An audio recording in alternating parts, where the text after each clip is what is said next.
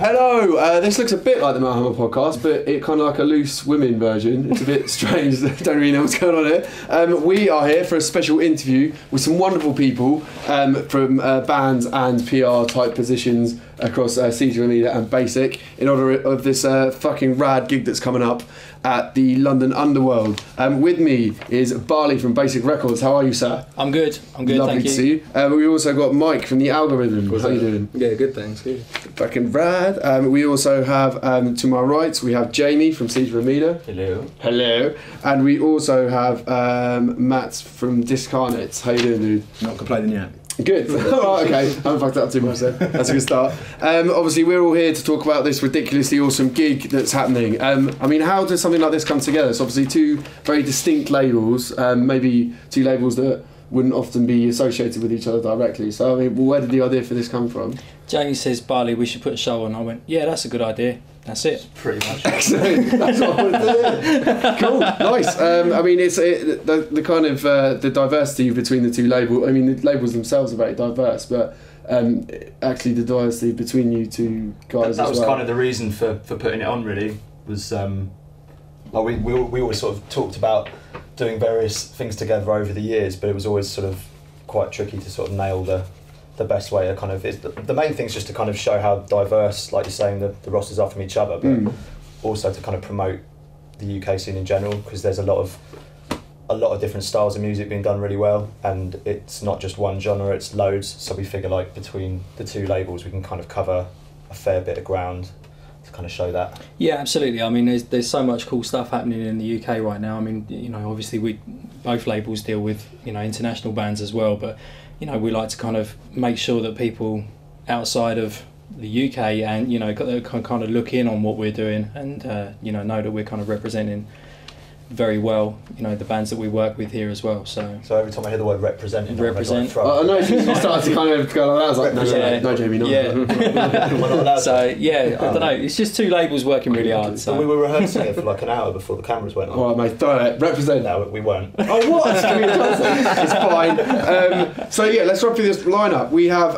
Chimpspanner, who are absolutely fantastic. One of the kind of I say it's Essex finest. Essex finest, yeah. Essex finest. You can't fuck with that. Who I heard was supposed to join us today, but yeah. Unfortunately, he went all Essex and set fire to a train, so he couldn't make it. So well, standard Essex. He was going to nick a Land Rover to get here, but it had already been nicked. So he got on the train and set fire to it. Yeah. Cheers. But I mean, those who haven't heard of Chimpspanner, aka Paul Ortiz, we talked about him on the podcast quite a lot. Kind of a one-man prodigy. Yeah, that word. Anyway, move on. Do you want to kind of talk about how you first heard about this guy? Yeah, totally. I mean, just kind of through the various, you know, guitar virtuoso circles that I sort of tend to follow, just being a total guitar geek nerd. And it must have been, like 6 years ago at least, and there was just this kind of rumbling on the underground of like just this dude who kind of, you know, got like a very cheap camcorder and recorded himself playing, and then it was like, oh, okay, I'm going to find out a bit more about that. Then it turns out he can play like better than most drummers can as well, and then it was just, I don't know, just insane. So I, you know, just got in touch straight away. It was just like, you know, what are you doing with this stuff? Well, I don't know, man, I'm just kind of having some fun. I'm like, okay, well, do you know what, have some fun on a bigger scale? So he was like, yeah, cool. And really that's the kind of philosophy that we still work to this day. Nice. Yeah, and he's getting a lot of attention as well, and it's great to see him headline a bill like this. Yeah, absolutely. Yeah, it's really cool for him. He's worked. I mean, he's put the graft in over the last, as I say, sort of, you know, 6 years for sure. Awesome. And it's just nice to sort of see it all coming to fruition now for him. So yeah, just back from a US tour, got some, you know, new record and some interesting stuff happening already for next year that we've locked in. Can't say too much about, unfortunately, at this stage. Fine. But we can talk about Hammerfest. Yes, we certainly can. Yeah, so, just announced as well. So yeah, once you've seen him bringing it to this, it doesn't really have an official name. This, we'll call it the Siege of Amida Basic Hoedown. It was going to be called Lucky Sevens. Because we thought it was our 7th birthday, and labelled it. It's actually our 6th.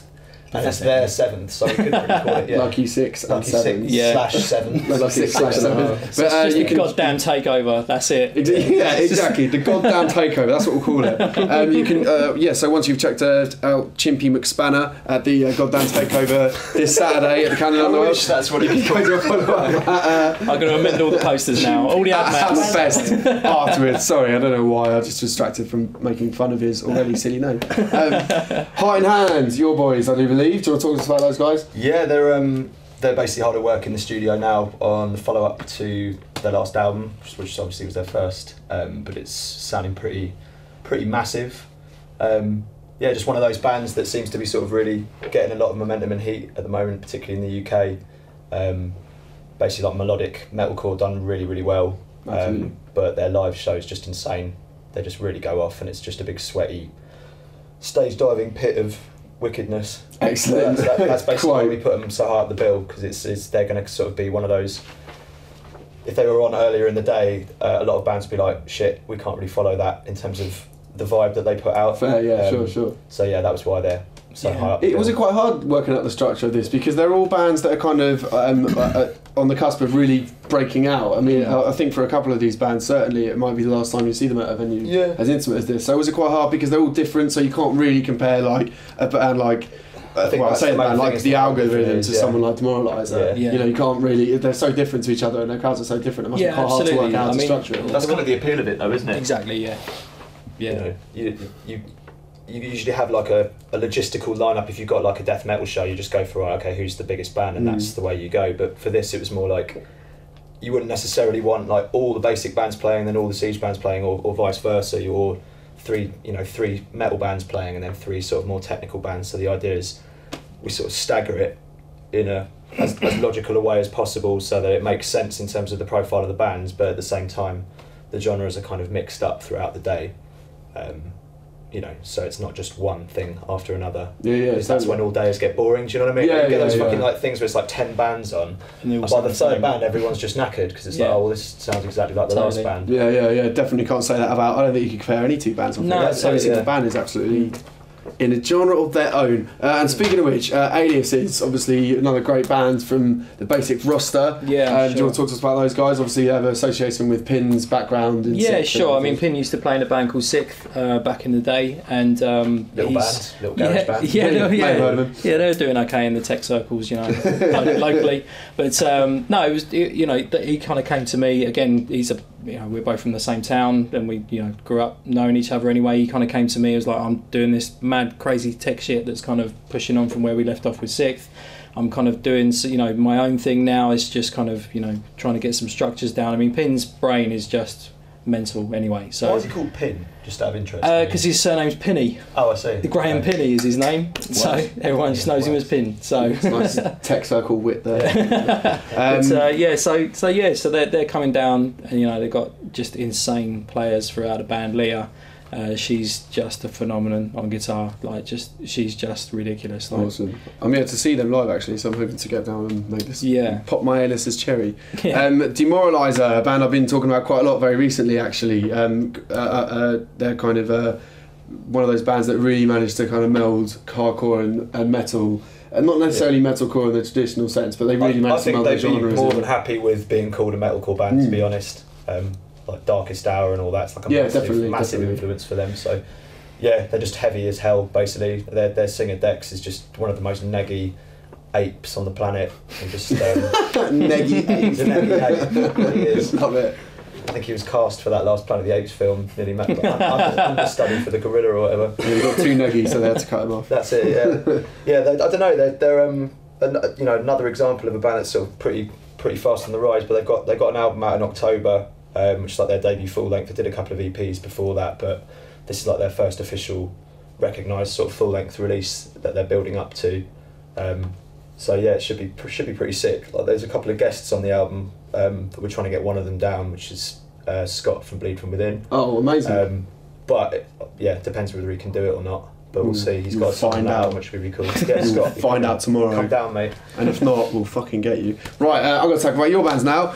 Mike, drumming in the Algorithm must be interesting. It's a bit of a workout. It's Yeah. quite a long time period involved in like just kind of generally understanding what the heck's going on. He writes some absolutely stupid drum lines. Yeah, So I mean, for those who haven't heard, or more importantly, I would actually say seen the algorithm, because I saw them at it was a Barfly gig about 4 months back, maybe. Yeah, it's HMV next week. That was it, yeah, the HMV showcase. And it's genuinely, and you say this a lot in our industry, but it's genuinely unlike anything I've ever seen in my life. It's kind of Mental. tech meets death meet trance meets dubstep meets internet memes. It's just ridiculous. It's fucking wonky. It's just So you end up getting all involved over with the it? Well, I was originally with my other band Monuments. I was Sure. doing other stuff in involved with Euroblast and stuff. And every time we go over to Euroblast, John, the organizer and now the manager, he would always be playing the algorithm so much, and it got me so into it, just from a fan point of view. So I kind of at one point started thinking, I was looking for some new challenges. Monuments had taken a bit of a step down at the time, and I just went like, well, yeah, I want to like push my comfort zone and try something completely different. And then about 3 months after I'd started trying to learn the songs, it had taken 3 months, I was still not getting many places. So the next Euroblast, Nathan comes up to me and says, so do you fancy trying to do this live? I'm just like, I'm ahead of you, mate. So it just sort of went Yeah, it was just, again, total natural progression. It was just, and Mike's just the right dude to do it. Like most drummers would just puke. But just looking at the stuff, you know what I mean? Yeah, well, to be fair, Mike has actually puked whilst playing with the algorithm. But just before I went on stage at the last date of the tour, and then the DJ, but like we started halfway through the first song and the DJ rig completely fell apart, and I just sort of walked off and let Remy do it on his own because there was no click track or anything. But yeah, Wow. we hadn't slept. We travelled all the way from playing Gentival in Germany and like I missed that. Really? I didn't even hear about that. It happened. It definitely Wow. You weren't there? Oh, you're Yeah. kidding. Was every band there just going, we're not part of this, really? We're not called this genre, it's No, not us. we went with it, man. It was fun. Amazing. Okay, there you go. So the algorithm, making drummers puke. That is Yeah. why you should definitely Making come back. everyone puke. Fucking amazing. Matt, Discarnate, generally regarded as one of the best young death metal bands in the UK. I'd say fairly safe shout to be the heaviest band on the bill, certainly the most kind of brutal. Guess so, yeah. Yeah, I mean, how are you hoping to kind of fit in with all these fucking techie and hardcore bands? Aren't you guys like the only death metal band in the UK? No, there's quite a few about. No. It's all about you guys. The only ones worth You paying heard it here attention first. to. Yeah. Remind me to slip you that fibre. Right? We're happy to play sort of most shows and most sort of lineups really. And we don't like to sort of pigeonhole ourselves into Sure. like one tiny little genre. And people say, oh yeah, you're pre-brutal death metalcore and stuff like that. I'm pretty brutal death metal. What you're talking about? To be honest. We just like to play some heavy shit and Nice. we're happy to play with anyone and get them in any lineup and hope to sort of play to some crowds that we wouldn't necessarily have played to at one of our own shows or a more death metal lineup and win some more people over to sort of our sound, I guess. Yeah. Definitely. I mean, how do you? What is a Discarnate gig like for you guys? How do you kind of try and communicate that? Imagine the Incredible Hulk movie. Which one? Because that's very important. Because otherwise, you're talking about you to get bigger. one. Yeah, okay. not the emo crying, getting bigger and smaller all the time. Hulk. Well, that's actually Not the toilet one. Like speaking of different genres and stuff, I think someone at some stage called us Marine Corps. Marine I like that. That works. I don't know what that means, but it sounds great.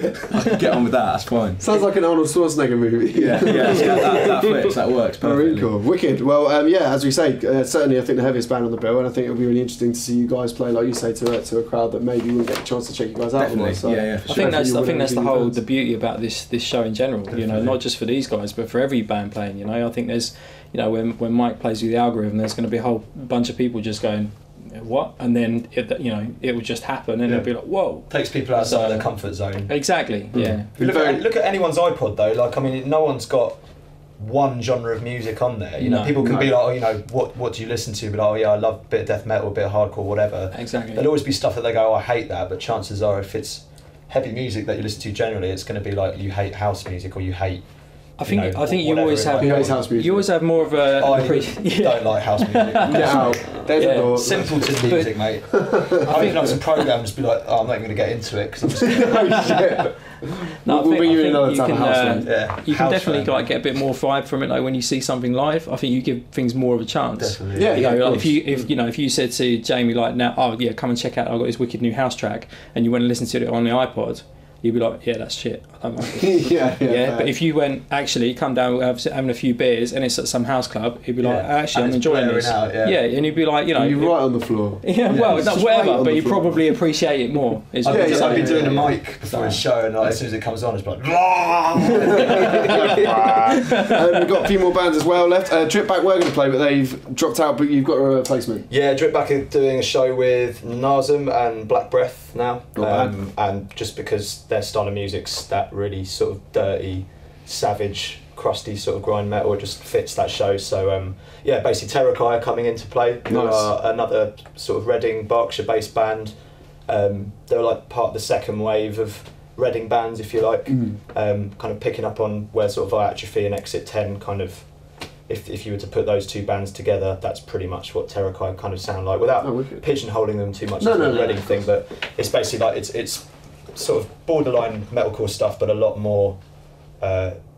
Funnily enough, sort of a lot. It's more the kind of thing that you guys would release. Yeah, really, sure. isn't it? Yeah, I think they were influenced by bands like the Arusha Record and all that sort of stuff. Definitely. So it was kind of a natural thing. Yeah, awesome. but really strong band live, amazing musicians, and their singer Joe's got like really good set of pipes on him, like he can scream and sing really powerfully. So yeah, I think that'd be a good one to check out. They fit right in on the bill. Definitely. And you've also got Against the Flood and No Consequence. Do you want to talk about those two as well? Well, No Consequences are Basic bands. Oh shit! Damn it! The one I almost got that. Okay. Well, we'll go for that really, because Visions are yours, right? Yeah, sure. Yeah. So you got Visions and No Consequence. Do you want to talk about those guys? Yeah, I mean, just I don't know, man. Just proggy tech. I mean, they kind of everything that they're doing, they're just trying to push themselves beyond the limits of what people think are possible in terms of composition, in terms of writing, in terms of nerding out with where music can go, but just keeping it metal at the same time. So both bands are kind of have got that mentality. No Consequence have been working so hard this last kind of 12 months to really sort of get on top of their game and come up with a banger of a second album. They've just literally just sent the masters to us last week. Pre-masters to us last week, and it's incredible. It's absolutely incredible. It's kind of jeans. Yeah, it's just I don't know if I could give a band an award for kind of most improved, most band that have put in the most effort to really sort their shit out, then it would be No Consequence for sure. That's good to hear. Yeah, it's awesome to see them sort of come into. I think by the end of this year, a lot more people will know about No Consequence. Wicked. Sure. And you can see it not first, but before most other people this Saturday. Absolutely. Bitches. Why am I talking like that? What am I doing? And finally, it's the represent thing that Jamie started. Yeah, you started. We're both from Berkhamsted, right? We're representing the west side of Hertfordshire. So gangster in Berkhamsted. Oh yeah, serious. Woo, saw a granny fall over there once. Mental scenes. And Against the Flood as well. Yeah, Against the Flood.